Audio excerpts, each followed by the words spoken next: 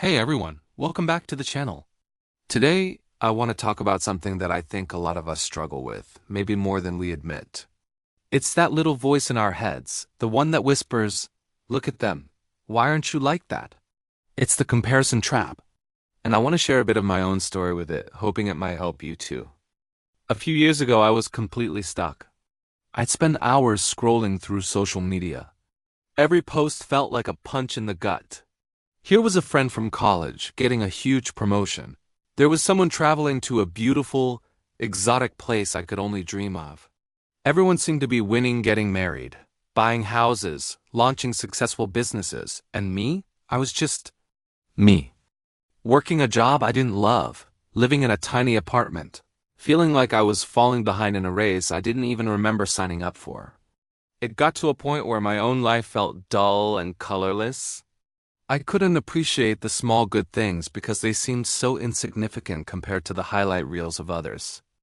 A nice home-cooked meal? Well, someone else was dining at a Michelin-star restaurant. A fun weekend trip? Someone else was on a month-long European adventure. I was living in a constant state of not enough. My self-esteem was at an all-time low, and I felt this heavy cloud of anxiety following me everywhere. I wasn't just comparing my life. I was judging it, and the verdict was always failure. The crazy thing is, comparison is a game you can never win. There will always be someone who appears to have more, do more, or be more. It's an endless ladder with no top. You climb one step, feel a moment of relief, and then you just see how many more steps there are above you. This realization didn't hit me like a lightning bolt. It was a slow, gradual understanding. It started when I met up with an old friend. One whose life I genuinely envied from a distance. Her online presence was perfect: a loving partner, a creative job, a beautiful home. Over coffee, she confessed how stressed and overwhelmed she was. The creative job came with impossible deadlines. Her perfect partner worked long hours, and they barely saw each other. The beautiful home was a source of financial stress. I was shocked. Her reality was so different from the picture I had painted in my head. That was my first real lesson. We compare our behind-the-scenes footage with everyone else's highlight reel. We see their curated, polished end results, but we're painfully aware of our own messy, complicated process. It's not a fair fight. So how did I start to break free? It wasn't overnight. It was a conscious, daily effort. The first step for me was a digital detox. I didn't delete my accounts, but I set strict limits. I muted accounts that consistently made me feel bad about myself, even if they belonged to people I knew. I unfollowed influencers whose lifestyles were so far removed from my reality that they only served as a reminder of what I didn't have. Instead, I started following accounts that inspired me, taught me something new, or just made me laugh. I curated my feed to be a source of joy and education, not envy and self-doubt. The second step was gratitude. I know it sounds like a cliché, but stick with me. Every night before I went to sleep, I'd write down 3 specific things that I was grateful for that day. It could be anything: a great cup of coffee, a conversation with my mom, finishing a chapter of a book, the warmth of the sun on my face during my walk. At first, it felt silly, but after a few weeks, something shifted. I started actively looking for good things during my day just so I'd have something to write down. My focus slowly moved from what I lacked to what I had. It rewired my brain to see the abundance already present in my own life. The third, and perhaps most important step, was to turn comparison into inspiration. Instead of seeing someone's success and thinking, "Why not me?" I started asking, "How can I do that?" Or, more accurately, what parts of that can I apply to my own journey? I saw a friend start running marathons. The old me would have felt lazy and unaccomplished. The new me thought, I don't want to run a marathon, but maybe I could start jogging around the park once a week.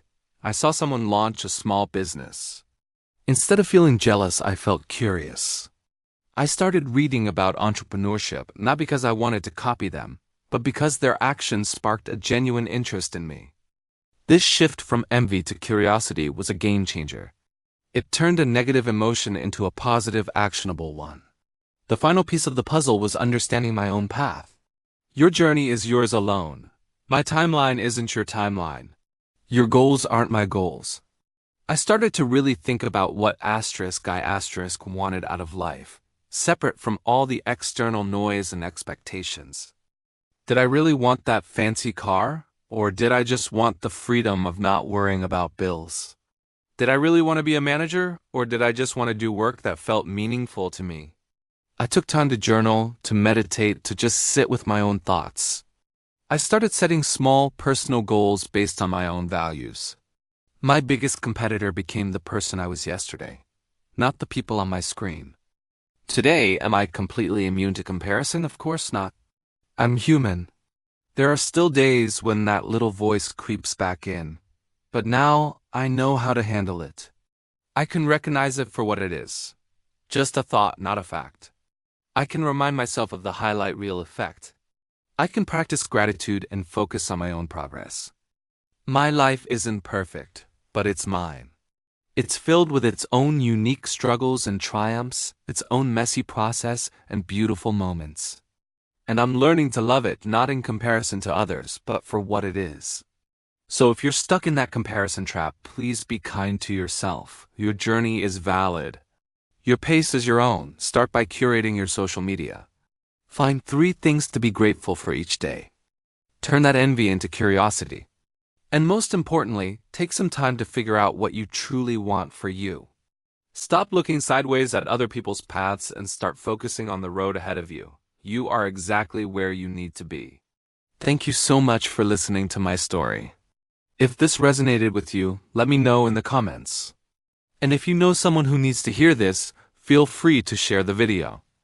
Don't forget to like and subscribe for more content on living a more intentional life. I'll see you in the next one.